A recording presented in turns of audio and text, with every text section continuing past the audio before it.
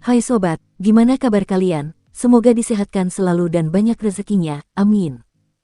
Jangan lupa untuk berlangganan. Dengan Anda berlangganan, Anda menjadi orang pertama di channel ini yang memiliki hak istimewa. Pada kesempatan kali ini, Sabta Novel akan melanjutkan Tales of Herding Gods episode 506-510. Untuk melihat video selengkapnya, sahabat bisa kunjungi playlist yang telah Sabta Novel sediakan. Yuk mari, kita berimajinasi bersama dan masuk ke alur ceritanya.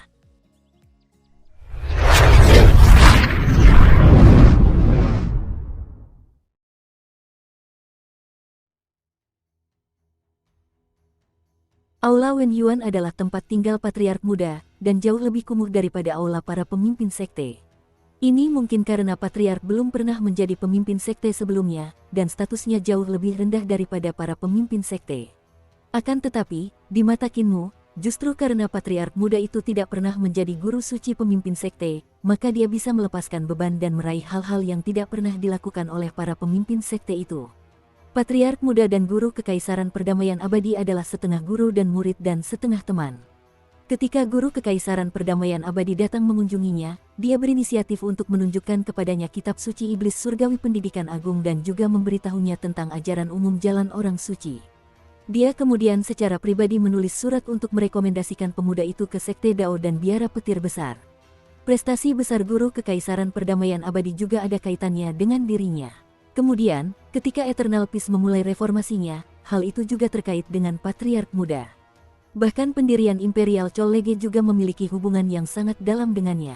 Dia merupakan rektor agung pertama Imperial College, dan ketika guru besar Kekaisaran Perdamaian Abadi melaksanakan reformasinya, dia kerap kali meminta pendapatnya. Eternal Peace memiliki 3 pemain besar dalam reformasi tersebut. 2 pemain besar, pengajar Kekaisaran dan Kaisar, berada di tempat terbuka sementara Patriark Muda adalah pemain besar ketiga yang tersembunyi di belakang mereka. Kalau dilihat dari prestasinya saja, dalam sejarah panjang aliran kepercayaan suci itu, paling banyak hanya ada 2 atau 3 orang saja yang mampu menyamai prestasi sang Patriark Muda.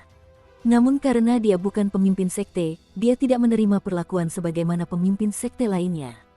Hal ini membuat Kinmu merasa kasihan padanya. Kamu masih belum mengubah sifat pemarahmu. Patriark Muda membawa Kinmu ke aula sementara tulang-tulang dan sisik naga kilin yang besar terus bergesekan dengannya. Sampai-sampai pakaian Patriark Muda itu sudah robek dan kakinya menjadi merah terang. Namun dia bersikap seolah-olah itu bukan apa-apa dan berkata kepada Kinmu, "Apa sekarang? Semua pemimpin sekte di masa lalu telah dipukuli olehmu. Apakah menurutmu mereka mudah bergaul? Mereka adalah kekuatan di Fengdu. Setelah kamu meninggal karena usia tua, bagaimana kamu akan berdiri di Fengdu?" Patriark Kinmu tiba-tiba memeluknya erat-erat sambil suaranya sedikit bergetar. Dia tidak melepaskannya bahkan setelah waktu yang lama. "Aku merindukanmu." Bocah kerangka itu ingin menyeka air matanya, tetapi tidak ada air mata yang bisa diseka. Dia tersedak saat berkata, "Aku tidak tahu kau menghalangi para dewa langit tinggi di reruntuhan besar dan baru mendengarnya kemudian dari Si Yun Xiang. Tetua disiplin membawa abumu kembali, tetapi aku tidak dapat menemuimu untuk terakhir kalinya. Jadi aku di sini untuk menemuimu sekarang. Aku terus menyembunyikannya dari naga gemuk, tidak berani memberitahunya, tetapi aku tidak bisa lagi." Patriark Muda itu tertegun. Dia menepuk punggung pemuda itu dan mendesah sedih. "Aku hanya hidup di tempat lain. Lihat, aku masih punya daging dan darah. Di mataku, kalian semua adalah orang mati, jadi haruskah aku menangis dengan sedih juga?" Sudah. Master Sekte Qin begitu galak saat memarahi dan memukuli semua leluhur, jadi mengapa kau bertingkah seperti anak kecil sekarang? Cukup, naga kilin, kakiku berdarah karena gosokanmu. Apa kau belum cukup menggosoknya? Naga kilin ingin menjulurkan lidahnya untuk membantunya menjilati lukanya, tetapi kemudian dia ingat bahwa dia tidak punya lidah. Dia kemudian dengan enggan mundur. Namun setelah beberapa saat, dia tidak dapat menahan diri untuk tidak menggosokkan dirinya ke kaki itu lagi. Patriark Muda itu terdiam. Dia sudah lama tidak bertemu naga kilin, jadi ketika mereka pertama kali bertemu, mereka bahkan menangis terseduh-seduh karena sebelumnya mereka dekat. Namun, karena naga gemuk itu terus menggesek kakinya, dia mulai merasa sangat kesal. Dalam sekejap, tidak ada yang lebih diinginkannya selain mengusir orang itu jauh-jauh. "Saya berpikir untuk bertemu dengan Saint Woodcutter yang telah menyampaikan ajarannya di atas batu dan juga Founding Master, serta 3 raja," kata Kinmu. "Patriark, apakah mereka juga ada di Fengdu?" Kalian tidak dapat melihat tiga raja suci lagi, jiwa mereka telah terpencar, kata patriark muda itu dengan sedih. Mereka tewas dalam pertempuran saat memaksakan diri untuk menyampaikan ajaran di atas batu kepada guru sekte berikutnya, jadi mereka tidak dapat melindungi jiwa mereka sendiri dan memasuki Fengdu. Kupikir aku akan bertemu dengan guru pendiri di sini juga, tetapi aku belum melihatnya. Santo penebang kayu juga tidak ada di sini. Qin Mu tercengang. Selain Fengdu, kemana lagi Saint Woodcutter dan Founding Master bisa pergi? Patung batu tubuh jasmani sang penebang kayu masih berdiri di ibu kota giok kecil, menghadap ke reruntuhan besar. Roh primordialnya telah meninggalkan tubuhnya dan pergi ke tempat lain. Setelah sang guru pendiri mendirikan sekte dan menuangkan ide-idenya dalam tulisan, ia belum membangun jasa sehingga ia masih belum menjadi orang suci. Ia seharusnya juga bukan dewa, jadi ia akan mati karena usia tua. Kemana ia bisa pergi saat itu? Patriark muda itu ragu-ragu dan berkata, "Kau mengalahkan para master sekte masa lalu." "Patriark, aku adalah seorang pemimpin sekte, dan mereka juga pemimpin sekte, jadi mengapa aku harus lebih rendah dari mereka? Aku juga seorang kaisar manusia, jadi statusku bahkan lebih tinggi dari mereka. Jika kau ingin aku berbicara dengan mereka dengan baik, aku tidak bisa melakukannya," kata Qin Mu. Pemujaan suci tidak memiliki senioritas, dan orang yang menemukan kebenaran harus menjadi guru. Meskipun mereka adalah mantan guru pemujaan, mereka juga memiliki kekuatan karakter mereka sendiri. Jika saya tidak mengalahkan mereka, mereka akan mengatakan bahwa gelar guru pemujaan saya tidak diperoleh dengan benar. Setelah mengalahkan mereka, mereka tidak bisa berkata apa-apa. Selain itu, pemujaan suci di tangan mereka tidak memiliki prestasi dan jalan mereka rusak, jadi mereka pantas untuk dikalahkan. Sang patriark muda mendesah dan bertanya dengan rasa ingin tahu, "Kamu tidak memiliki tubuh jasmani, jadi bagaimana kamu menggunakan kekuatan sihirmu?" "Saya pernah datang ke sini sekali bersama kepala desa, dan saat itulah saya menyadari bahwa perubahan saya menjadi tengkorak hanyalah ilusi. Karena itu adalah ilusi, tubuh jasmani saya menghilang dan kalian hidup kembali juga merupakan ilusi. Mata dewa kakek buta memungkinkan saya melihat menembus segala sesuatu di Fengdu, dan sejak saat itu saya dapat menggunakan kekuatan sihir dan seni dewa di Fengdu. Saya dapat merasakan tubuh jasmani saya sendiri. Patriark, Anda tidak tahu ini, tetapi di mata saya." Kesedihan tak terkira membanjiri hatinya, dan dia tidak melanjutkan bicaranya. Di depan mata dewanya, patriark yang hidup baik-baik saja hanya tinggal kerangka. Ketika Qin Mu berjalan di kota Fengdu, hanya itu yang dilihatnya. Semua orang yang berjalan ke sana kemari di kota Fengdu yang ramai semuanya adalah kerangka dan hantu. Hanya dia yang bergerak melalui kota dengan tubuh jasmani. Dia adalah jiwa yang kesepian, terisolasi dan sendirian. Bahkan saat dia berbincang riang dengan para kaisar manusia terdahulu di Aula Suci 5 yang, dia hanya berbincang dengan puluhan kerangka. Hanya dalam antara hidup dan mati dia melihat kaisar manusia masa lalu memperoleh daging dan darah. Inilah pemandangan yang dilihat Qin Mu saat dia menggunakan mata dewa yang diberikan blind kepadanya. Penglihatannya benar-benar berbeda dari penglihatan yang dilihat hantu-hantu di Fengdu. Di alam kehidupan dan kematian terbalik, tetapi patriark, para kaisar manusia di masa lalu, dan para master sekte di masa lalu masih mati. Qin Mu tidak mengatakan semua ini. Dia terdiam sejenak sebelum tersenyum. "Patriark, Anda, guru kekaisaran, dan kaisar bertanggung jawab atas reformasi. Sekarang setelah Anda di sini, bagaimana reformasi akan berlanjut?" Patriark muda itu berjalan berdampingan dengannya untuk mencegah naga kilin muncul lagi. Dia tersenyum dan berkata, "Jalan reformasi telah dimulai dan tidak akan berakhir. Yang sedang direformasi oleh Imperial Preceptor adalah tradisi, sifat perbudakan, pertikaian antar sekte sehingga para praktisi seni dewa di dunia tidak perlu lagi berjuang untuk sekte dan menghabiskan kekuatan mereka sendiri dengan sia-sia. Ini juga untuk mengubah pola pikir masing-masing sekte, agar para praktisi seni dewa bekerja untuk rakyat dan melayani mereka. Ini adalah ide dan kerangka kerja yang hebat." Dia datang ke taman belakang Aula Wen Yuan dan menyerahkan sepasang gunting kepada Qin Mu. Dia juga mengambil satu untuk dirinya sendiri dan memangkas semprotan dengan hati-hati. Hal terpenting tentang reformasi adalah mengubah kebiasaan buruk di hati orang-orang, menghancurkan patung dewa di dalam diri mereka. Menghancurkan dewa di hati orang-orang bukanlah sesuatu yang harus dilakukan oleh praktisi seni dewa, tetapi sesuatu yang harus dilakukan oleh seluruh dunia. Jika setiap orang dapat menghancurkan dewa dan Buddha di dalam hati mereka, ini akan menjadi dunia yang makmur. Qin Mu memangkas semprotan dan mengubah bunga menjadi naga betina tanpa bulu. Ketika patriark muda itu selesai berbicara, dia berhenti dan merenungkan kata-katanya sebelum mengangguk. Orang-orang di dunia berdoa kepada para dewa dan Buddha untuk angin, hujan, dan panen yang melimpah, agar keluarga mereka makmur dan memiliki banyak anak. Jika para praktisi seni dewa dapat memenuhi keinginan mereka, itu memang dapat membantu menghancurkan hati para dewa. Patriark muda itu memandangi bunga-bunga dan tanaman yang dipangkasnya dengan tidak rapi dan mengalihkan pandangannya setelah beberapa saat.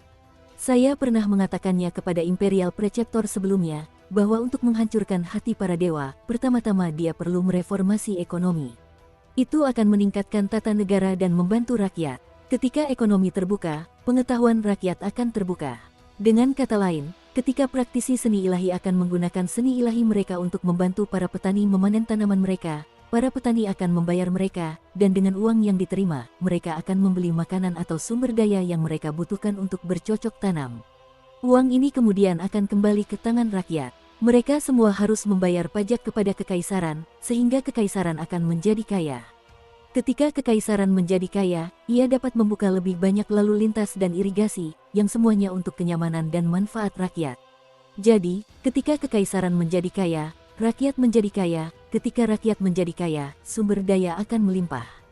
Praktisi seni ilahi akan dapat membeli semua jenis sumber daya, dan kultivasi mereka secara alami akan jauh melampaui masa lalu. Rakyat akan menjadi kuat, dan kekaisaran akan menjadi kuat. Kinmu terpesona, tetapi tiba-tiba dia mendengar suara langkah kaki. Ketika dia menoleh, dia melihat Master Sekte Zhu Yang, Master Sekte Yulian, Master Sekte Si Yuan Wei, dan yang lainnya memasuki aula Wen Yuan dengan niat membunuh. Para pemimpin sekte Heavenly Devil Cult di masa lalu tidak bergerak, melainkan berhenti dan mendengarkan. Rakyat biasa telah menjadi budak keluarga-keluarga berpengaruh terlalu lama, dan mereka sekarang memiliki sifat budak. Begitu Anda berlutut, sulit untuk bangkit. Guru kekaisaran sekarang membuat orang-orang berdiri, tetapi ini membutuhkan waktu. Namun, reformasi telah berjalan lambat. Orang-orang sekarang tidak lagi berlutut kepada praktisi seni ilahi. Pikiran patriark muda itu penuh dengan reformasi, dan dia tidak menyadari kedatangan tamu. Dia mengenang masa lalu. Saya pernah melihat situasi sebelum reformasi. Saat itu, sekte dan aliran sesat jumlahnya banyak, dan para petani berjuang keras. Mereka harus berlutut dan memanggil tuan-tuan tua, mempersembahkan daging dan ransum. Untuk mengubah sifat perbudakan seperti ini, guru kekaisaran dan saya menggunakan sekitar 200 tahun. Begitu orang-orang berdiri, juga sangat sulit bagi mereka untuk berlutut kembali. Kinmu teringat kejadian saat orang-orang berlutut di depan patung-patung batu yang muncul dari tanah. Mereka masih berlutut di depan patung-patung dewa. Ekspresi kepala keluarga muda itu menjadi sedikit aneh. Guru kerajaan berkata bahwa mudah untuk menghancurkan dewa di kuil, tetapi sulit untuk menghancurkan dewa di hati. Bagiku, tidak mudah juga untuk menghancurkan dewa di kuil. Aku pernah melakukan percobaan kecil untuk menguji hati orang-orang. Aku membangun kuil kecil di luar ibu kota dan mencerahkan seekor anjing yang kotor dan kudisan, lalu menyuruhnya duduk di kuil. Bisakah kau menebak apa yang terjadi? Dia mendesah dan berkata, setelah beberapa hari, kuil anjing kudisan itu dipenuhi dengan kemenyan, dan ada banyak sekali lelaki dan perempuan tua yang datang untuk memberikan persembahan. Kotak kebajikan di depan anjing kudisan itu diisi dengan uang. Jika Anda menaruh seekor kodok di kuil itu, bahkan bukan anjing kudisan sekalipun, orang-orang akan tetap mengisinya dengan uang dan memberikan persembahan. Kinmu tertawa, tetapi saat melanjutkan, dia perlahan tidak bisa tertawa lagi. Itulah sebabnya kita perlu membuka ekonomi dan membuat orang bijak. Hanya dengan begitu kita dapat menghancurkan dewa-dewa di kuil dan dewa di hati, kata patriark muda itu. Dan untuk membuat orang bijak, kita membutuhkan kalian untuk melanjutkan reformasi guna meningkatkan jumlah praktisi seni dewa. Mereka perlu menjadi lebih umum dan menjadi dewa. Ketika praktisi seni dewa yang menjadi dewa terus melayani masyarakat, masyarakat tidak akan lagi berdoa kepada dewa di kuil. Dengan kebijaksanaan baru, hanya akan ada lebih banyak praktisi seni dewa. Ia kemudian menambahkan, membuka ekonomi, menyejahterakan rakyat adalah bagian dari jalan reformasi. Apa yang kalian lakukan sekarang sangat bagus. Seni ilahi digunakan untuk rakyat, tetapi masih diperlukan waktu bagi rakyat untuk memperoleh kebijaksanaan dan tidak lagi berlutut di hadapan para dewa di kuil. Perjalanan ini sulit, dan pertama-tama akan menyentuh manfaat sekte sebelum menyentuh manfaat para dewa yang tinggi. Langit tinggi hanyalah anjing-anjing para dewa tinggi, jadi mungkin ada bahaya yang lebih besar di baliknya. Dia merapikan semprotan air sambil berkata, reformasi Imperial Preceptor telah menambahkan 3 bentuk lagi ke dalam keterampilan pedang dan memulai perubahan jalur dan keterampilan di langit dan bumi. Kamu menyebarkan teknik untuk menjadi dewa dengan memperbaiki jembatan ilahi telah mendorong reformasi selangkah lebih maju. Si Yunxiang telah mempersembahkan dupa dan berdoa kepadaku, memberitahuku bahwa kau dan Putri Yuxiu telah menemukan keterampilan membangkitkan roh primordial 6 arah. Banyak praktisi seni ilahi di Kekaisaran Perdamaian Abadi telah melakukan bagian mereka untuk membantu fondasi tersebut dan kini telah menciptakan banyak teknik dan seni ilahi. Ini semua adalah perbuatan yang hebat. Dia menegakkan punggungnya. Dengan jalan, keterampilan, dan seni ilahi yang semakin baik dari hari ke hari, akan semakin banyak dewa di Kekaisaran Perdamaian Abadi. Pada waktunya, para dewa di kuil-kuil akan hancur, dan ketika itu terjadi, kita tidak akan jauh dari menghancurkan para dewa di hati mereka. Pikiran Kinmu bergetar, dan dia melempar guntingnya. Dia membungkuk panjang ke tanah. Patriark benar-benar guru suci dari sekte orang suci surgawiku. Patriark muda itu juga buru-buru membuang guntingnya dan membantunya berdiri sambil tersenyum. Kamu adalah guru suci pemimpin sekte dari sekte kami, jadi bagaimana mungkin kamu memanggilku guru suci? Cepat bangun. Pada saat itu, semua guru sekte masa lalu di sekitarnya membungkuk rendah ke tanah dan berkata serempak, guru suci. Baru sekarang sang patriark muda menyadari hal itu dan merasa bingung.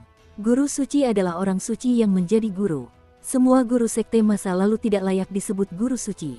Hanya Anda yang layak menyandang gelar ini dan layak dihormati oleh semua guru sekte masa lalu. Sang patriark muda itu kebingungan, berbagai emosi membanjiri hatinya. Ia tak kuasa menahan air mata yang mengalir di wajahnya. Dia tidak pernah menjadi pemimpin sekte sebelumnya dan selalu dikucilkan di luar lingkaran kekuasaan di sekte orang suci surgawi. Dia hanya memikul beban sekte orang suci surgawi saat sedang dalam kesulitan. Itulah sebabnya dia tidak pernah bermimpi bahwa dia akan menjadi seperti Santo Penebang Kayu, yang menerima rasa hormat dari semua guru aliran sesat di masa lalu. Satu-satunya orang yang layak mendapatkan rasa hormat dari seluruh guru sekte hanyalah Santo Penebang Kayu yang menyampaikan ajarannya di atas batu. Sekarang aku tahu aspirasi dan kemampuan Wen Yuan jauh melampaui kita, para master sekte. Di taman belakang aula Wen Yuan, semua master sekte sebelumnya berdiri dan si Yuan Wei mendesah sedih. Dia tiba-tiba teringat sesuatu dan bertanya, mengapa aku menerimamu sebagai murid saat itu? Tiba-tiba aku merasa bahwa penilaianku sebenarnya sangat bagus. Patriark muda itu tersipu dan berkata, ketika guru menerimaku sebagai murid, kamu mengatakan aku terlihat cantik dan bakatku bagus. Tentu saja, bagian terpentingnya adalah aku cantik. Kinmu mengamati sekelilingnya, dan orang-orang di sekitarnya semuanya adalah pria tampan dan wanita cantik. Para pemimpin sekte Heavenly Devil Cult di masa lalu, termasuk patriark muda, tidak ada satupun yang tampak marah mendengar kata-kata itu. Si Yuan Wei sedikit tersipu sambil tersenyum. Sekarang aku ingat, aku menerimamu sebagai murid dengan rencana untuk menggunakanmu untuk menghancurkan hati daoku dengan hubungan antara pria dan wanita. Kitab suci iblis surgawi pendidikan agungku terutama mengolah hati, dan aku telah menghancurkan hati dao guruku, dengan cara ini mengambil posisi sebagai guru sekte. Aku butuh seseorang yang bisa menghancurkan hati daoku. Tanpa kehancuran, tidak akan ada pembangunan. Jika kau bisa menghancurkan hati daoku, kau akan menjadi pemimpin sekte. Jika kau tidak bisa, aku akan bisa melangkah maju dan mungkin saja menjadi dewa atau iblis. Namun, karena aku terus waspada terhadapmu, pemimpin sekte Yulian berhasil memanfaatkan ketidakpedulianku terhadapnya dan membunuhku. Master sekte Yulian terdengar senang dengan dirinya sendiri saat berkata, Master hanya menjaga rasa sayangmu pada adik junior, tetapi kamu tidak tahu bahwa sulit untuk menjaga diri dari serangan musuh yang tersembunyi. Berapa umur adik junior saat itu? Kamu terus mengkhawatirkannya, tetapi jika kamu tidak memiliki pikiran seperti itu dan lebih menjaga diri dariku, adik junior mungkin telah menjadi master sekte suci. Kinmu merenungkannya. Iblis dalam nama sekte iblis surgawi mungkin terkait dengan tradisi berkelanjutan antara para guru dan murid mereka. Gaya guru seperti ini yang membiarkan muridnya bunuh diri tidak bisa tidak disebut jahat. Seperti Li Tianxing, ketika dia dibunuh oleh nenek Si, dia hanya berada di alam makhluk surgawi, jadi dia sama sekali tidak bisa menggunakan kekuatan sejatinya untuk membunuh Li Tianxing yang sudah berada di alam jembatan ilahi. Namun Li Tianxing telah memberinya kesempatan ini. Pertarungan antara guru dan murid sekte iblis surgawi pasti bermula dari sang guru pendiri yang memiliki tujuan ingin menjadikan satu generasi lebih kuat dari generasi sebelumnya, maka ia menetapkan aturan bahwa jika ada murid yang berhasil mengalahkan gurunya, maka ia bisa menjadi guru sekte iblis surgawi. Namun, aturan semacam ini berangsur-angsur berubah. Dengan keanehan kitab suci iblis surgawi pendidikan agung, mudah untuk melahirkan sifat iblis. Akibatnya, aturan yang tampak sangat bagus di atas kertas berangsur-angsur berubah menjadi seperti sekarang. Patriark muda itu tersenyum dan berkata, "Jika aku menjadi pemimpin sekte suci, kemungkinan besar aku akan menjadi seperti semua orang yang mengkhawatirkan manfaat sekte orang suci surgawi dan bukan orang-orang di dunia. Sebaliknya, tidak menjadi pemimpin sekte telah membuatku menjadi utuh." Semua pemimpin aliran sesat di masa lalu mengangguk tanda setuju. Sedangkan untuk Master Sekte Qin, si Yuanwei menoleh untuk melihat Qin Mu dan terdiam sejenak.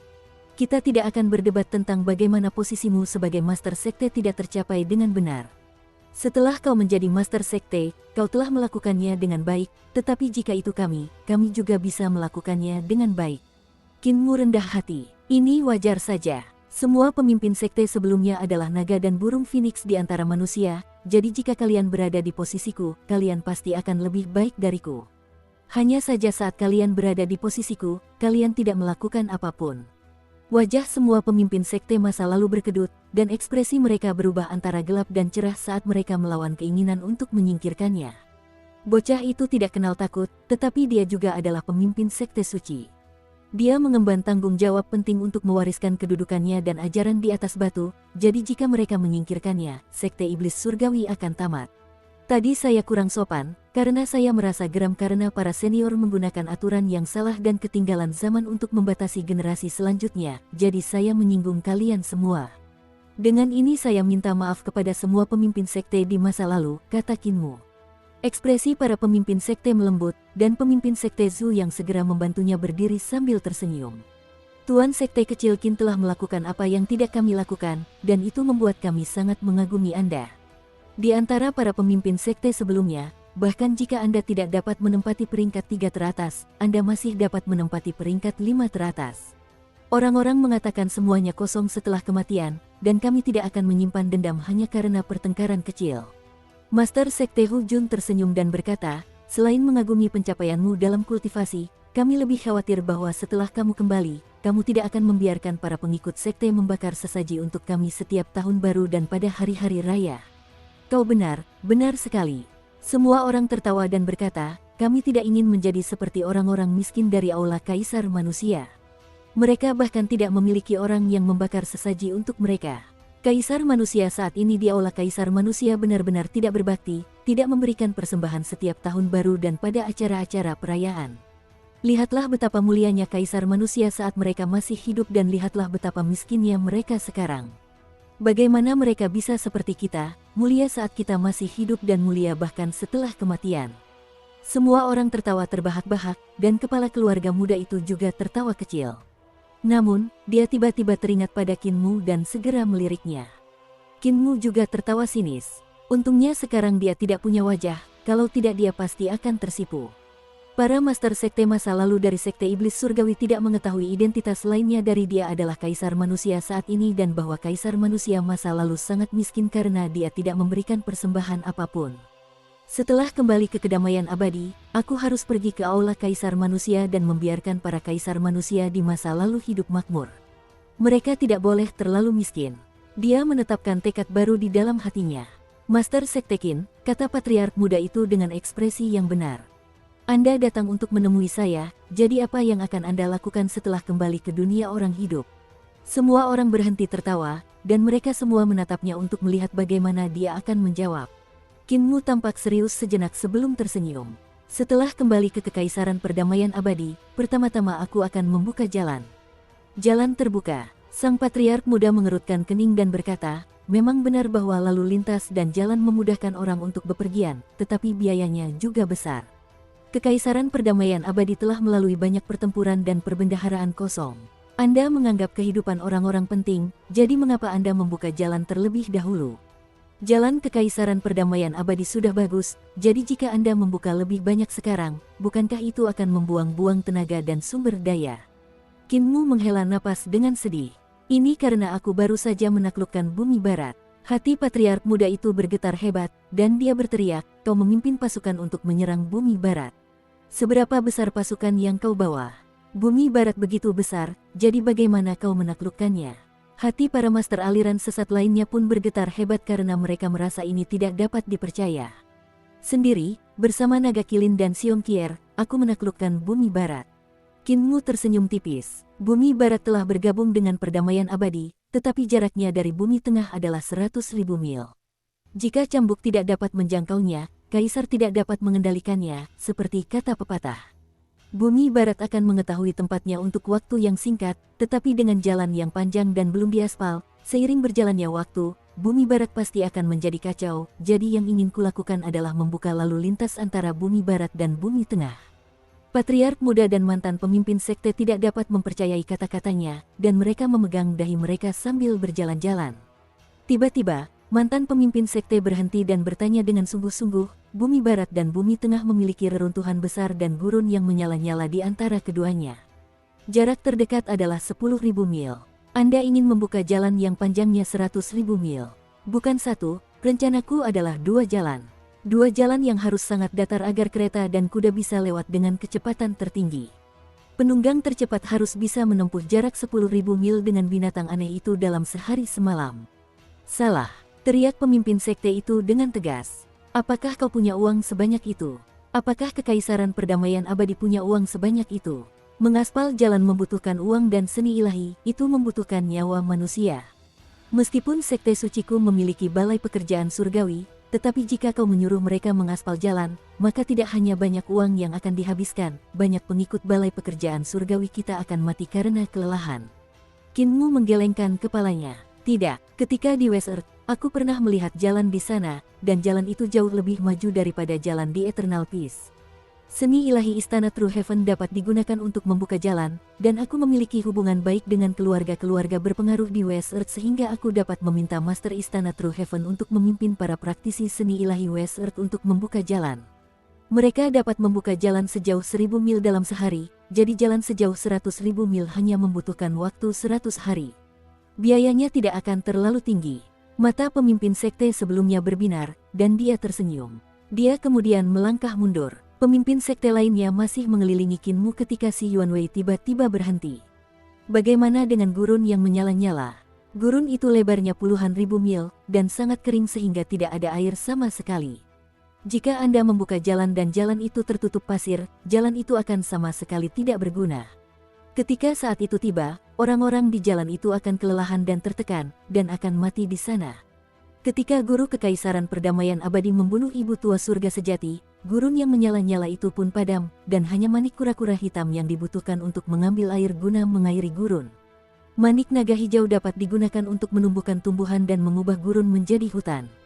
Dataran di utara memiliki pegunungan salju yang dapat digunakan sebagai sungai. Aku akan mengambilnya dari sana dan membuat danau di gurun, menyelesaikan masalah irigasi. Si Yuanwei tersenyum dan juga mundur. Pemimpin sekte lain kemudian berhenti dan bertanya, jalan terdekat adalah melalui reruntuhan besar. Jalan itu damai di siang hari, tetapi saat malam tiba, monster dan kegelapan menyerbu. Bagaimana Anda akan melindungi lalu lintas? Saya tidak dapat memastikannya, tetapi saya dapat menggeser patung-patung batu dan mengumpulkannya untuk bertahan melawan kegelapan. Akan ada sebuah kota setiap 1.000 mil, dan sebuah kota setiap 10.000 mil. Kota-kota dan desa-desa akan berada di antara kedua jalan agar para pelancong memiliki tempat untuk beristirahat. Dengan kota-kota dan desa-desa ini, barang-barang akan datang dan pergi antara West Earth, Great Ruins, dan Middle Earth. Akibatnya, perdagangan dan perniagaan pasti akan berkembang pesat. Kamu masih belum menjelaskan bagaimana kamu akan menyelesaikan masalah uang. Begitu jalan terbuka dan perdagangan datang dan pergi, uang akan mengalir masuk dengan sendirinya. Reruntuhan besar bukanlah jalan yang datar dan ada banyak kejadian aneh dan ganjil. Bagaimana Anda bisa meratakan gunung dan sungai? Memotong gunung ketika bertemu gunung, membangun jembatan ketika bertemu sungai, dan memberi hormat kepada dewa ketika bertemu dewa. Seberapa lebar jalan itu? Lebarnya 108 yard, 8 jalur untuk kereta dan 4 jalur untuk prajurit. Lebar lintasan kendaraan dan kuda di West Earth berbeda dengan yang ada di Eternal Peace. Bagaimana Anda akan memastikan kelancaran lalu lintas di lintasan? Kalau begitu, buatlah lintasannya mirip. Kondisi dan adat istiadat setempat di West Earth dan Eternal Peace berbeda. Apa yang akan Anda lakukan? Kalau begitu aku akan membuatnya sama saja. Tulisannya berbeda dan seni ilahinya berbeda, jadi apa yang akan kamu lakukan? Kalau begitu, sebarkan sistem penulisan yang sama dan bukalah pendidikan. Tiba-tiba, 28 mantan guru sekte tertawa serempak, dan mereka membungkuk ke arah Kinmu. Guru sekte juga bisa disebut orang suci. Anda layak menyandang gelar guru sekte suci. Kami menguji Anda atas nama guru sekte Li, dan Anda telah lulus. Qin Mu membalas salam mereka dan berkata dengan tulus, terima kasih banyak kepada semua master sekte karena telah mengajukan pertanyaan dan memberi pencerahan kepada saya. Setelah kembali ke dunia orang hidup, saya akan memiliki cara untuk melaksanakan reformasi. Jika reformasi berhasil sampai batas tertentu dan mengubah parit surgawi menjadi jalan raya, kalian semua akan memiliki pahala yang paling penting. Semua orang tertawa keras dan berdiri. Patriark muda itu juga senang untuk mereka. Qin Mu awalnya berselisih dengan para pemimpin sekte terdahulu, tetapi sekarang semua dendamnya telah terhapus. Dan dia senang karenanya. Tiba-tiba, suara dewa berkepala burung Cisiu terdengar oleh mereka.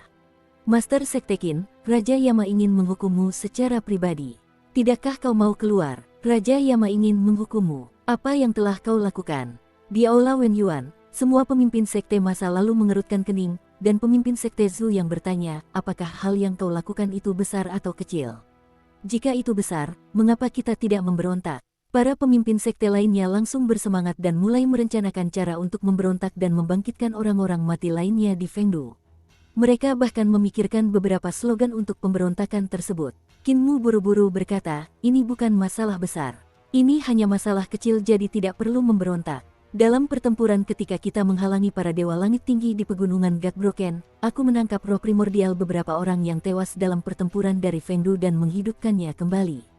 Para pemimpin sekte terdahulu terdiam. Setelah beberapa saat, pemimpin sekte Hu Jun menepuk pahanya dan berkata, kita sampai di mana? Benar, bendera yang digunakan untuk pemberontakan. Menurutku kita harus menggunakan bendera dewa bela diri. Qin Mu tersenyum dan berkata, hanya masalah kecil. Masalah kecil, menangkap orang dari Fengdu adalah masalah kecil. Banyak pemimpin sekte menoleh untuk menatapnya dengan amarah di mata mereka dan mencibir. Menculik orang di jembatan ketidakberdayaan membuat kami takut setengah mati, kami pikir Yudu datang untuk menyerang kami. Ini jelas bukan masalah kecil, dan Raja Yama akan memenggal kepalamu. Jika ini masalah kecil, kami akan mengabaikannya dan membiarkan Raja Yama membawamu, sehingga dia bisa menamparkan pantatmu 2 kali sebelum melepaskanmu.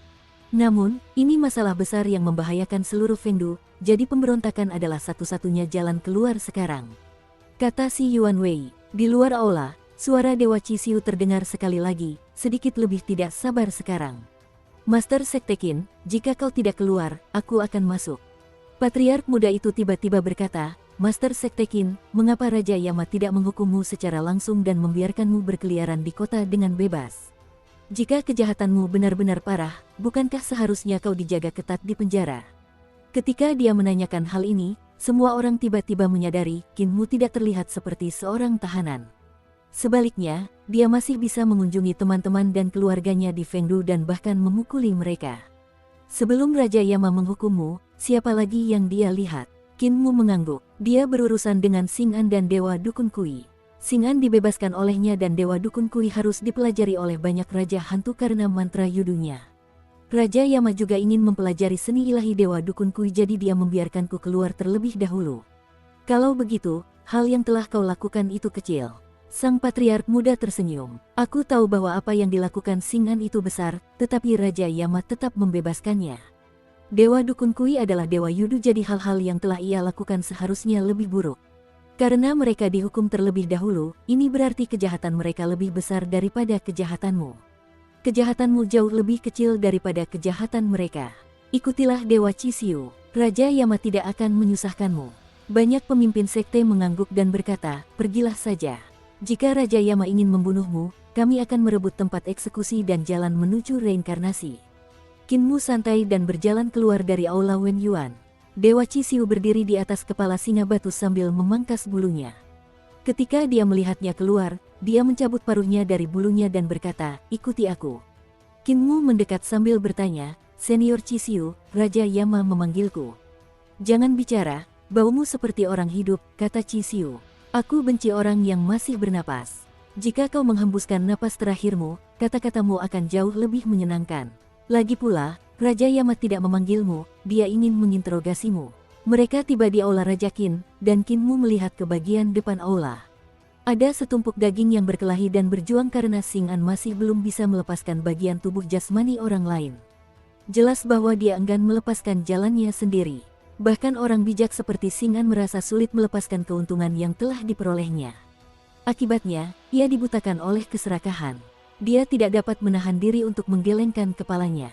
Dengan bersikap bimbang, Xing'an menunda hidupnya, tetapi itu bukanlah hal yang mengejutkan. Dia telah mengumpulkan bagian tubuh orang lain dengan tekun sepanjang hidupnya untuk diambil sebagai miliknya. Membuatnya menyerahkannya sekarang berarti membuatnya menyerahkan jalannya dan menyangkal seluruh hidupnya memang sulit untuk menerimanya. Semakin besar prestasi dan tekad seseorang, semakin sulit bagi mereka untuk mengubah diri dan pemahaman mereka. Sulit untuk mengakui kesalahan sendiri. Langit mulai cerah. Tiba-tiba, teriakan duka datang dari kota Fengdu, dan Qin Mu buru-buru melihat ke sumbernya. Dia melihat binatang buas besar berbaring di atap aula dan menatap ke langit sambil berteriak. Semua rumah dan semua kota berhati-hatilah. Langit mulai cerah. Di kota Fengdu, jiwa-jiwa yang berkeliaran memenuhi langit saat mereka berebut ke segala arah. Di daratan, banyak dewa dan setan yang mengagumkan berlarian ke kiri dan kanan, mencoba mencari tempat untuk bersembunyi. Qin Mu sedikit tertegun dan bertanya, "Dewa Cisiu, apa yang terjadi saat langit cerah?" Dewa Cisiu tidak peduli.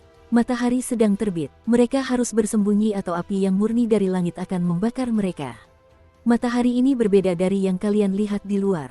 Qin Mu tercengang. Tiba-tiba, kegelapan menghilang dengan cepat dan Fengdu yang berkabut menjadi sangat terang. Ini adalah pertama kalinya dia melihat kota itu pada siang hari, dan dia melihat jalan-jalan yang ramai dengan para dewa dan setan tiba-tiba menjadi dingin dan suram. Semua penduduk telah menutup pintu mereka, dan jiwa-jiwa yang berkeliaran telah masuk ke jurang. Semua binatang besar di aula telah bersembunyi di dalam, dan seluruh Fengdu menjadi sunyi seketika. Kemudian, cahaya putih berubah menjadi merah saat matahari yang sangat besar menyala-nyala dengan api muncul di cakrawala. Dalam sekejap, api datang dari timur, membumbung tinggi seperti lautan yang mengalir membanjiri langit dan menutupi bumi. Semua jalan terisi, dan semua istana dan rumah tenggelam. Api yang berkobar dari yang murni menelan kota Fengdu, panas yang berkobar hampir melengkungkan angkasa. Dukung terus channel YouTube Sabta Novel. Qin Mu bermandikan api yang murni dan melihat daging, darah, dan meridian secara bertahap muncul di tubuh kerangkanya. Melihat ke bawah, dia bahkan bisa melihat 5 organ dalam dan 6 usus di tulang rusuknya. Sementara itu, ketika dia melihat ke jendela aula tempat para dewa dan setan bersembunyi, daging dan darah mereka berangsur-angsur memudar, memperlihatkan tulang-tulang putih.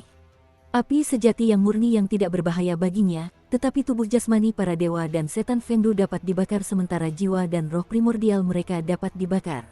Di timur, matahari yang besar menjadi semakin panas hingga berwarna merah terang. Aula istana yang sangat besar dapat terlihat samar-samar di bawah sinar matahari, dan di depannya terdapat genderang raksasa. Dewa dan setan yang gagah berani menabuh genderang dengan panik, mengirimkan api sejati yang murni dari matahari ke Fengdu. Di atas matahari, ada 10.000 aula suci, 10.000 genderang, dan 10.000 raksasa yang menabuh genderang dengan panik. Api sejati dimuntahkan dan membanjiri Fengdu. Ini, pikiran Qin Mu bergetar. Tiba-tiba dia mendengar suara jeritan dan berbalik untuk melihat. Dia melihat bola daging besar yang merupakan Xing'an dibakar oleh api sejati yang murni. Puluhan wajah berubah saat mereka berjuang dan menjerit kesakitan. Banyak jasad yang memudar setelah dibakar oleh api sungguhan, memperlihatkan tubuh asli Xing'an. Xing'an juga merasakan sakit yang tak tertahankan. Pada saat itu, dia tiba-tiba melompat dan menceburkan diri ke dalam sungai ketidakberdayaan. Kabut di sungai di bawah jembatan bergolak saat monster bergerak untuk menelannya. Xing'an, Qin Mu segera datang ke tepi sungai. Kabut semakin tebal untuk melindunginya dari terik matahari sehingga dia tidak bisa melihat jejak Xing'an. Dia jatuh ke Yudu. Dewa Cisiu mengepakkan sayapnya. Api sejati yang murni tidak efektif terhadapnya, tetapi dia tetap mempercepatnya. Cepat, Raja Yama masih menunggumu. Qin Mu menenangkan diri dan mengikutinya ke aula Raja Qin. Di dalamnya, Raja Yama masih mengenakan jubah hitam. Wajah dan tubuhnya tersembunyi dalam kegelapan. Qin Mu melihat sekeliling tetapi tidak melihat satupun Raja Hantu. Cisiu, kau boleh pergi sekarang. Raja Yama duduk di singgasana di aula Raja Qin, jadi suaranya terdengar dari atas. Dimengerti, Dewa Cisiu meninggalkan aula Raja Qin. Di singgasana, Raja Yama membolak-balik buku yang bergemerisik. Hanya dia dan Qin Mu yang tersisa di sana, dan dia tampak baik-baik saja dari matahari terbit. Qin Mu merasa cemas, tetapi tidak bisa berbuat apa-apa. Setelah beberapa saat, Raja Yama berdiri, dan cahaya di aula Raja Qin menjadi redup. Kinmu langsung merasa seolah-olah dia diselimuti kegelapan. Apakah kamu dari desa Carefree? Siapa ayahmu? Kinmu sedikit tertegun, tidak mengerti mengapa dia tiba-tiba bertanya seperti itu. Ayahku adalah Qin Hanzhen, kampung halaman leluhurku seharusnya adalah desa Carefree, tetapi aku tidak dilahirkan di Qin Hanzhen. Raja Yama menatapnya kosong sambil berkata dengan suara rendah, apakah sudah sampai pada generasi Han? Yu, De, Chang, Ming, Han, Feng, Huan, Zhen. Qin dari generasimu seharusnya sudah lebih dari 100 generasi. Dia mengambil buku yang sedang dibacanya dan mencari kata Han. Han adalah generasi ke-100 dan ke-6, Feng adalah generasi ke-100 dan ke-7. Nama aslimu bukanlah Qinmu, karena seharusnya ada kata Feng dalam namamu. Qinmu mengangguk, tetapi dia tidak menyebutkan nama aslinya. Setelah bertemu dengan Grandmaster, dia menyadari betapa berbahayanya menyebutkan nama aslinya. Dengan orang seperti Raja Yama yang mengendalikan Fengdu, itu bahkan lebih berbahaya. Meskipun ada aula Raja Qin dan Raja Yama memiliki sejarah keluarga Qin, Qinmu tetap harus berhati-hati. Benar bahwa kau tidak memberitahuku namamu. Dunia ini memang sangat berbahaya, kata Raja Yama. Margaku juga Qin, tetapi itu diberikan kepadaku. Aku anak angkat. Awalnya aku bukan siapa-siapa, seorang yatim piatu yang sendirian dan tidak memiliki siapapun untuk diandalkan. Yang Mulia mengizinkanku untuk masuk ke dalam daftar keluarga-keluarga Qin sehingga namaku ada di sana. Qinmu mengerti. Dia berkata bahwa dia bukan berasal dari keluarga Qin, tetapi dia diberi nama keluarga Qin dan diadopsi sebagai anak angkat. Sudah lama sekali aku tidak melihat seorang tamu dari desa bebas riang. Raja Yama berjalan ke arahnya di depan aula. Melihat Fengdu yang bermandikan api, dia berkata, awalnya aku mengira Yang Mulia akan kembali ke tempat ini dari desa bebas riang, tetapi aku tidak pernah menyangka bahwa bahkan setelah menunggunya selama 20.000 tahun, aku tetap tidak akan melihatnya. Hanya keturunannya yang ke-100 dan ke-7 yang datang. Ketika kau menggunakan seni ilahi Yudu itu untuk merebut beberapa jiwa dariku, aku melihat bahwa penampilanmu tampak mirip dengan Yang Mulia, itulah sebabnya aku tidak menghentikanmu. Qinmu masih ragu-ragu dan bertanya, maksudmu Kaisar Pendiri masih hidup? Wajah Raja Yama diselimuti jubah hitam, dan bahkan api yang paling kuat pun tidak dapat menembus kegelapan di bawahnya. Yang Mulia masih hidup. Setelah desa Carefree dibuka, dia memimpin para dewa terakhir keluar dari dunia ini, menyimpan kekuatannya untuk serangan balik. Yang Mulia kuat dan bijaksana, jadi dia tahu bahwa bahaya sudah dekat jauh sebelum datang, jadi dia memerintahkanku untuk membuka Fengdu, membuat tempat bagi para dewa yang tidak dapat pergi tepat waktu untuk bersembunyi sampai hari kita akan bangkit kembali. Penantian ini telah berlangsung selama 20.000 tahun, kamu bilang kamu tidak lahir di desa Carefree sebelumnya, jadi di mana kamu lahir? Qinmu terdiam sejenak sebelum berkata dengan nada kesal, Yudu. Bahkan Raja Yama pun tak kuasa menahan rasa heran. Tiba-tiba ia menoleh ke arah Qinmu, dan jubah hitamnya berkibar-kibar seperti ombak yang bertiup. Yudu, kau tidak lahir di desa Carefree, tapi di Yudu. Qinmu masih tidak bisa melihat wajah di balik jubah hitam itu dan hanya mengangguk. Orang tuaku sedang menuju reruntuhan besar dari desa Carefree, tetapi mereka disergap dalam perjalanan. Korbannya banyak, dan yang selamat berhasil melarikan diri ke Yudu. Aku lahir di sana. Ia telah menemukan kelahirannya di lembah hantu, dan dari jejak waktu di kapal itu, ibunya masih menggendongnya di rahimnya. Kapal yang berharga itu menderita serangan para dewa dan setan, terdampar di dasar lembah hantu, tertanam di antara segel kedua dunia. Untuk menghindari iblis luar angkasa, ibunya memimpin orang-orang di kapal untuk mencari perlindungan di Yudu. Qinmu seharusnya lahir di Yudu, tetapi dia tidak tahu bagaimana dia dibawa ke reruntuhan besar setelah dia lahir dan hanyut di sungai bergelombang menuju desa lansia cacat. Nenek Si mendengar tangisan seorang bayi dan menggendongnya untuk dibawa ke desa. Ia lahir di Yudu, dan tidak ada keraguan tentang itu. Kamu lahir di Yudu, nada bicara Raja Yama mengandung sedikit kekecewaan. Kupikir itu akan menjadi burung layang-layang tua yang kembali untuk memimpin kita ke medan perang, menyelesaikan apa yang belum selesai. Tidak pernah kusangka akan melihat burung layang-layang baru. Itu akan lebih baik, tetapi pada akhirnya, itu juga bukan burung layang-layang baru, hanya seekor anak ayam. Hehe, Kaisar Pendiri, kamu benar-benar riang di desa Riang, sudah lupa bahwa kamu masih memiliki orang-orang yang menunggumu di dunia ini untuk kembali. Nada suaranya sedikit marah. Desa Carefree bukanlah desa yang lembut atau desa yang tidak tergerak, ini adalah tempat bagimu untuk bangkit kembali dan bukan tempat bagimu untuk tenggelam dalam kelupaan. Di reruntuhan besar, masih ada banyak dewa dan iblis yang menunggumu kembali dalam diam. Mereka menunggumu untuk mengibarkan bendera dan bertarung. Jubahnya masih berkibar-kibar. Hanya ketika hatinya berkobar atau ketika semangat juangnya meluap, jubahnya akan bergetar hebat. Tiba-tiba, auranya melemah, dan dia menjadi sedikit putus asa. Aku tidak percaya seorang kaisar yang telah mendirikan sebuah era akan bersedia menerima kekalahan dan menjadi diam. Namun, aku telah menunggu selama 20.000 tahun, dan patung-patung batu di reruntuhan besar dan para hantu di Fengdu juga telah menunggu selama 20.000 tahun. Mengapa kau belum kembali? Qin Mu menatapnya dengan tenang, tidak tahu harus berkata apa. Raja Yama telah menantikan kedatangan tamu dari desa bebas dan menantikan kabar tentang kaisar pendiri selama 20.000 tahun. Namun apa yang dia temukan hanyalah Qin Mu, seseorang yang lahir di Yudu meskipun ia memiliki garis keturunan kaisar pendiri. Qin Mu bukanlah orang yang ditunggunya. Bahkan jika itu adalah Qin Hanzhen, setidaknya dia bisa menyemangatinya dan membawa berita tentang desa bebas kekhawatiran. Namun Qin Mu yang lahir di Yudu sama sekali tidak tahu apa-apa tentang desa Carefree. Identitas keturunan kaisar pendiri tidak dapat menenangkan hati para prajurit setia yang telah menunggu selama 20.000 tahun. Setelah sekian lama, napas Raja Yama kembali normal. Tatapan mata di balik jubah hitam itu beralih ke Qin Mu sambil berkata, "Kamu lahir di Yudu, dan itu adalah Fengdu yang sama, keduanya adalah dunia orang mati. Aku belum pernah mendengar manusia lahir di dunia orang mati. Coba aku lihat apakah ada yang salah denganmu." Qin Mu menatap kosong karena dia tidak memahaminya. Tiba-tiba, Raja Yama mulai berjalan mengelilinginya dan berbicara dengan suara serius. Ada beberapa orang di Yudu, tetapi monster dapat lahir di Yudu. Mereka adalah kombinasi dari roh dan sifat iblis Yudu. Anda telah melihat monster di bawah jembatan ketidakberdayaan yang berasal dari Yudu.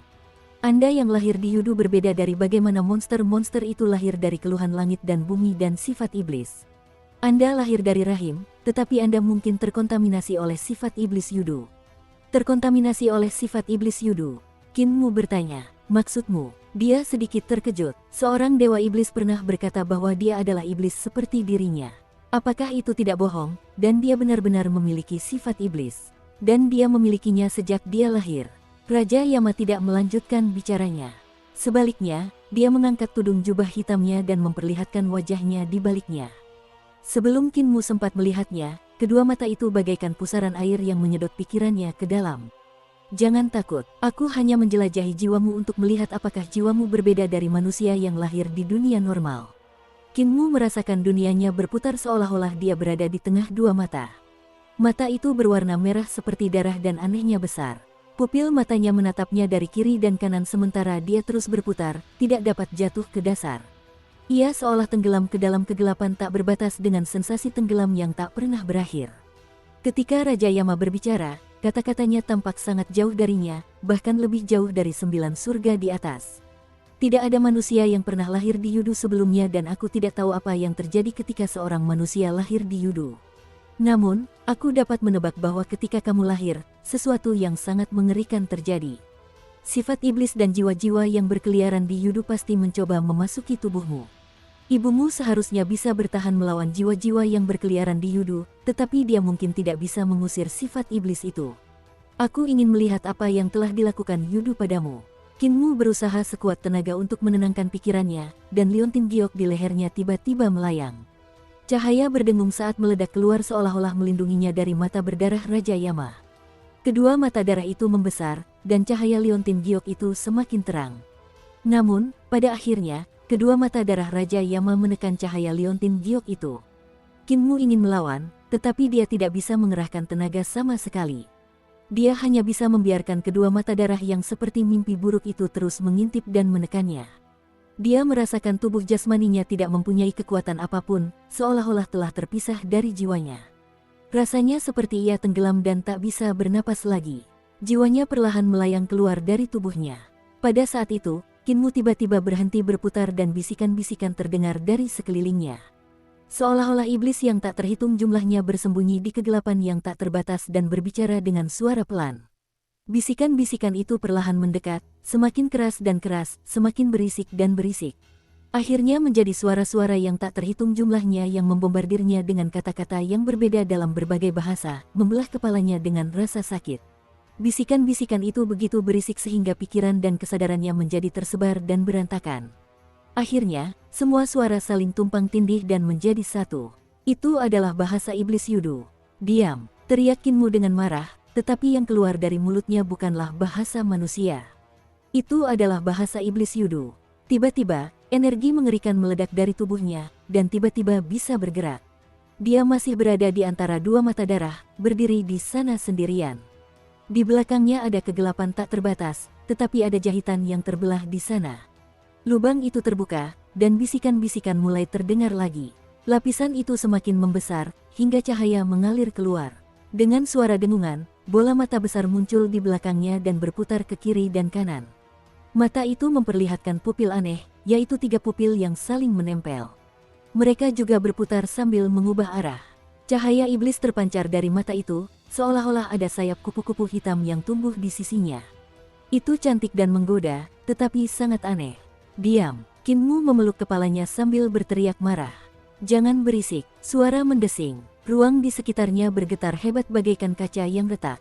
Raja Yama terkejut oleh kekuatan dalam raungan itu dan hanya bisa menatap kosong ke arah mata yang menyihir di belakangnya. Dia bergumam, kamu lahir di Yudu dan memang dipengaruhi oleh sifat iblis Yudu. Itu ada di tubuhmu, tetapi ditekan oleh Liontin Giok. Sekarang setelah aku menekan Liontin Giok, aku telah melepaskan sifat iblismu. Jangan berisik, bahasa iblis Yudu dari mulut Kinmu mengalir lancar seperti sebelumnya, dan ketika suaranya terdengar, ruang di sekitarnya langsung hancur. Waktu dan ruang yang diciptakan oleh mata darah Raja Yama hancur. Di belakangnya, jahitan lain muncul saat mata lainnya hendak terbuka. Raja Yama merasa bulu kuduknya berdiri. Seolah-olah dia sedang berdiri di depan seekor binatang besar yang menakutkan yang akan bangun. Dasar iblis yang buas, aku tidak bisa membiarkanmu keluar. Dia bergerak dengan berani, dan kedua mata merahnya segera mundur. Jubahnya berkibar dan menutupi langit dan bumi, menyelimuti seluruh aula Raja Qin. Dia mengerahkan seluruh kekuatannya untuk menekan sifat iblis dalam tubuh Kinmu. Suara yang penuh dengan sifat iblis datang dari aula Raja Qin dengan bahasa Yudu yang fasih. Hanya hantu kecil dan kau berani menekanku. Ledakan. Aula Raja Qin bergetar hebat saat suara gemuruh terdengar lagi. Aula Raja Qin bergetar beberapa kali lagi, dan pilar-pilar di dalamnya jatuh ke kiri dan kanan. Atap aula tiba-tiba terbelah, dan aula bergetar seolah-olah bisa runtuh kapan saja. Namun, tak lama kemudian, aula itu kembali damai. Kinmu membuka matanya dan melihat sekeliling dengan linglung. Di depannya, beberapa pilar besar telah patah seolah-olah diiris-iris oleh cakar yang tajam. Ada beberapa lagi yang bengkok karena terbentur. Ada api sejati dari yang murni yang bocor masuk melalui celah-celah di dalam aula Raja Qin, membakar kayu dengan lidah api. Tampaknya telah terjadi pertempuran hebat saat derit terdengar dari atap. Gumpalan debu dan batu bata berjatuhan dari waktu ke waktu. Apa yang terjadi? Kinmu bingung. Tidakkah kau tahu apa yang telah terjadi? Suara Raja Yama datang dari kegelapan. Kinmu segera menoleh dan melihat Raja Yama tertanam di tengah pilar yang bengkok. Sepertinya dia telah dihantam oleh kekuatan yang mengerikan. Kinmu tercengang dan segera melangkah maju, ingin membantunya, tetapi Raja Yama melambaikan tangannya dan berusaha keluar dari pilar itu sendiri. Apakah kamu benar-benar tidak tahu apa yang terjadi? Kinmu menggelengkan kepalanya. Dia sama sekali tidak tahu apa-apa. Dia hanya ingat mata Raja Yama yang menatapnya saat dia terus tenggelam di antara mereka. Bagus juga kalau kamu tidak tahu. Simpan Liontin Giok desa bebas riang bersamamu sepanjang waktu. Kamu tidak boleh kehilangannya. Apapun yang terjadi, kamu tidak boleh kehilangannya. Raja Yama menghela napas gemetar dan berkata dengan tenang, Liontin Giok ini sangat penting bagimu. Jika kamu kehilangannya, hal-hal mengerikan akan terjadi. Kinmu mendorong Liontin Gioknya kembali ke balik pakaiannya dan bertanya, bisakah aku menunjukkan Liontin Giok itu kepada orang lain? Raja Yama gemetar hebat, dan dia berkata dengan tegas, lebih baik tidak usah. Kinmu tersenyum kemudian, aku sudah berkali-kali melepaskan Liontin Giok itu untuk menunjukkannya kepada orang lain. Raja Yama menghela napas gemetar lagi. Itu adalah keberuntungan mereka, dan mereka seharusnya merayakan bahwa mereka masih hidup. Kau bisa pergi sekarang, Cisiu. Suruh dia keluar. Dewa Cisiu menjulurkan kepalanya dan melihat sekeliling dengan rasa ingin tahu. Ketika dia melihat situasi menyedihkan di aula Raja Qin, dia menciutkan lehernya dan berkata, Master Sekte Qin, ikuti aku. Kinmu merasa ragu. Dia buru-buru keluar dari aula Raja Qin dan bertanya kepada Dewa Cisiu dengan suara rendah, apa yang terjadi tadi? Aku tidak tahu. Cisiu menggelengkan kepalanya dan berkata, sepertinya ada makhluk mengerikan yang menyerang aula Raja Qin. Jangan bicara, baumu seperti manusia. Juga, suara Raja Yama terdengar dari belakang. Kau bisa berjalan ke dalam kegelapan reruntuhan besar dan itu tidak akan melukaimu sama sekali. Jika ada kesempatan, kau harus melakukan perjalanan ke Yudo. Kinmu sedikit terkejut. Dia berbalik dan berteriak, aku bisa memasuki kegelapan reruntuhan besar. Sebelum Raja Yama bisa menjawab, suara gemuruh keras tiba-tiba datang dari belakang mereka dan aula Raja Qin runtuh tepat menimpa penguasa Fengdu. Kinmu tercengang. Ia menoleh untuk melihat Qi, tetapi sang dewa membenamkan kepalanya di antara bulu-bulunya, pura-pura tidak melihat apapun. Bagi Qi sebagai ajudan terpercaya Raja Yama, reputasinya tidaklah tidak pantas. Dia tegas dalam tidak melihat wujud menyedihkan Raja Yama, yang merupakan cara bijaksana untuk melindungi diri sendiri. Jika itu orang lain, mereka akan bergegas ke reruntuhan untuk menyelamatkan Raja Yama. Kinmu mendesah sedih dalam hatinya. Menyelamatkan Raja Yama akan menunjukkan bahwa seseorang itu setia, tetapi orang itu juga akan melihat keadaan menyedihkan Raja Yama, yang menyebabkan kerusakan pada citranya yang bijaksana dan kuat. Ada kebaikan dan keburukan dalam hal itu, tetapi karena seseorang tidak akan tahu apakah kebaikan atau keburukan akan lebih besar, yang terbaik adalah berpura-pura tidak melihat apapun. Lagi pula, runtuhnya balai itu tidak akan menyakiti Raja Yama, jadi lebih baik tidak menunjukkan kesetiaan dengan bergegas menghampirinya. Raja Yama berkata bahwa aku dapat berjalan melewati kegelapan reruntuhan besar tanpa terluka. Benarkah itu? Kinmu sedikit ragu karena masuk ke dalam kegelapan menyangkut hidupnya. Jika itu tidak benar, dia akan mati jika keluar, jadi dia tidak berani mencobanya. Sejak dia masih muda, dia telah diajari oleh penduduk desa-desa lansia cacat tentang betapa mengerikannya kegelapan dan dia tidak boleh masuk ke dalam kegelapan apapun yang terjadi. Selain itu, selama masa pertumbuhan Kinmu, dia juga telah melihat kengerian kegelapan, jadi dia tidak pernah mempertimbangkan kemungkinan bahwa kegelapan mungkin tidak menyentuhnya. Dia telah memasuki kegelapan berkali-kali, tetapi dia selalu mengandalkan harta karun atau praktisi kuat yang bagaikan dewa untuk melindungi dirinya agar tidak dikepung oleh kegelapan. Dia telah menggunakan peti Xing'an, perlindungan kepala desa, atau perlindungan penguasa pemelihara naga agar tetap aman. Dia agak takut mencoba memasuki kegelapan tanpa perlindungan apapun. Ayo pergi, Qi mendesaknya. Setelah mengantarmu pergi, aku bisa beristirahat. Dewa Qi, aku masih harus pergi ke tempat sekte suci surgawi dan para kaisar manusia berada untuk mengambil kilin naga dan peti itu. Qi hanya bisa membawanya ke tempat para pemimpin sekte Heavenly Devil Cult sebelumnya tinggal. Semua pintu terkunci rapat, dan naga kilin dikunci di luar oleh Patriark Muda. Saat ini, dia mengibas-ngibaskan ekornya dan mengucapkan kata-kata manis agar Patriark membuka pintu. Patriark Muda itu tidak mengakuinya apapun yang terjadi, hanya berteriak dari dalam perjalanan hidup dan mati, aku sudah mati sementara kamu masih hidup, jadi kita tidak bisa bersama. Ikuti Cult Master keluar. Naga kilin mencakar pintu dan berteriak keras. Patriark Muda itu juga terisak-isak saat menahan air matanya. Ia ingin membuka pintu, tetapi ia takut orang itu akan masuk dan menggesek-gesekkan tubuhnya padanya lagi, jadi ia menguatkan hatinya. Kinmu memanggil naga kilin dan berkata sambil tersenyum, "Naga gendut, jangan bersedih. Patriark hidup dengan baik di sini dan kita hidup dengan sangat baik di luar. Kita selalu bisa datang menemuinya kapan saja di masa mendatang." Naga kilin berjalan mendekat. Ketika ia tersentuh oleh api sejati yang murni, daging perlahan tumbuh di tubuhnya. Matahari yang sangat besar telah terbit sangat tinggi saat itu dan menjadi begitu besar sehingga tampak seperti bisa jatuh dari langit kapan saja. Kinmu mengangkat kepalanya dan melihat bahwa aula suci di matahari terbuat dari emas. Para dewa dan setan di depan mereka samar-samar terlihat masih memukul genderang dengan panik. Mereka menggunakan api sejati yang murni untuk memurnikan Fengdu. Matahari begitu dekat dengan mereka sehingga Kinmu mulai curiga bahwa para dewa dan setan di matahari akan menyerang kapan saja. Mereka tidak berani menyerang. Dewa Qi merapikan bulunya dengan tenang, tidak terganggu oleh kekacauan. Ini adalah Fengdu, yang merupakan bagian dari Yudo. Mereka tampak dekat, tetapi sebenarnya sangat jauh. Ada penghalang dunia di antara kita. Selain itu, kita telah bertarung beberapa kali di masa lalu, dan merekalah yang kalah. Mereka hanya berani bersembunyi di bawah sinar matahari dan menabuh genderang mereka. Kinmu merasa bingung, jadi dia bertanya, matahari di langit ini berbeda dengan matahari di kedamaian abadi, jadi matahari ini. Itu adalah matahari reruntuhan besar. Itu nyata, kata Dewa Qi. Matahari kedamaian abadi itu palsu. Kinmu terdiam, matahari di hadapannya terlalu menakutkan. Untungnya, mereka hidup dalam bayangan matahari, bulan, dan bintang. Kalau tidak, Jika orang-orang di Eternal Peace melihat matahari yang begitu menakutkan, bahkan kaisar pun bisa menjadi gila. Patriark, apakah Anda punya uang? Tanya Kinmu melalui celah pintu. Untuk memasuki Fengdu, Anda memerlukan koin emas Fengdu dan saya hanya punya 3 koin untuk sampai di sini. Saya perlu koin untuk naik perahu. Sang Patriark muda memasukkan beberapa koin emas melalui celah itu. Saya baru saja meninggal jadi saya tidak punya banyak uang, berhematlah. Kinmu mengakuinya dan pergi mengetuk pintu para Master Sekte lainnya. Rekan-rekan Master Sekte, jika kalian tidak membayar, aku akan menghentikan persembahan kalian dan membongkar plakat peringatan kalian.